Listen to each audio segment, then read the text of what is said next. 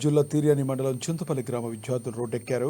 Social welfare బాలికల వసతి గృహంలో నీటి సమస్య తీవ్రంగా ఎదుర్కొంటున్నామని, భోజనం చేసిన ఎంగిలి పళ్ళ్యాలతో విద్యార్థిని రోడ్డుపైకి వచ్చి తమ నిరసనలు తెలిపారు.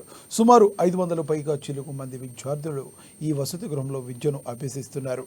విద్యార్థులకు నిరంతరం పరీక్షలంటూ కఠినత్వాన్ని చూపిస్తూ ప్రిన్సిపల్ మమ్మల్ని భయపెడుతున్నారని వాపోయారు. సకాలంలో పాఠశాలకు రాకపోతే విద్యార్థులను రాసి రంపాన పెడుతున్నారని తీవ్ర ఆవేదన వ్యక్తం చేస్తున్నారు.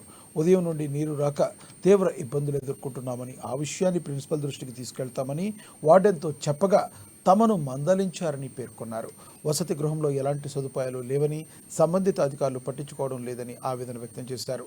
ఇప్పటికైనా అధికారులు స్పందించి సదుపాయాలు మరియు నీటి వసతిని కల్పించాలని రోధిస్తూ వారి బాధలను విన్నవించారు.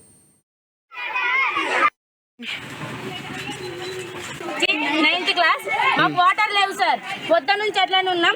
బ్రష్లు చేసినామంటే తినడానికి వాటర్ లేకుంటే ప్లేట్ కూడా కడుక్కోలే, చేతులు కూడా కడుక్కోలే, బాత్రూమ్ పోవడానికి కూడా వాటర్ రాలే. అసలు మా ప్రిన్సిపాల్ మేడం ఏమన్నారంటే వాటర్ రాకుండా పర్వాలేదు కానీ మోటార్ అయితే ఆఫ్ చేయండి అన్నారు. మేడం దగ్గర పోతే కూడా ఏం పట్టించుకుంటలేరు సార్. ప్రిన్సిపల్ మేడం అసలు ఏం పట్టించుకుంటలేరు. మేడంకి చెప్తానేమో ఏం రా మీరే చేసుకోవాలి, అది అన్ని మేము చూసుకుంటే మళ్ళీ మమ్మల్ని అంటారు మేడం మీరు ఎక్కించి చెప్తున్నారు అంటారు. ఆల్ స్టాఫ్ టీచర్స్ ఏమో 9 వస్తారు కానీ మేడం మాత్రం 10 కి వస్తది. మేడమే ఫస్ట్ రావాలి. స్టాఫ్ టీచర్స్ వస్తారు, పీటీ మేడం వస్తారు, ప్రిన్సిపల్ మేడం ఎట్లా సార్? ఆ మేడం ముందుండి ప్రేయర్ చెప్పాలి, ఏం చెప్పాలి కానీ ప్రేయర్ ఫోటో మాత్రం పెట్టాలంటది. ఏ మేడం ఉండి పెడతారు సార్? ప్రిన్సిపల్ మేడం లేదు, ఎవ్వరు లేరు.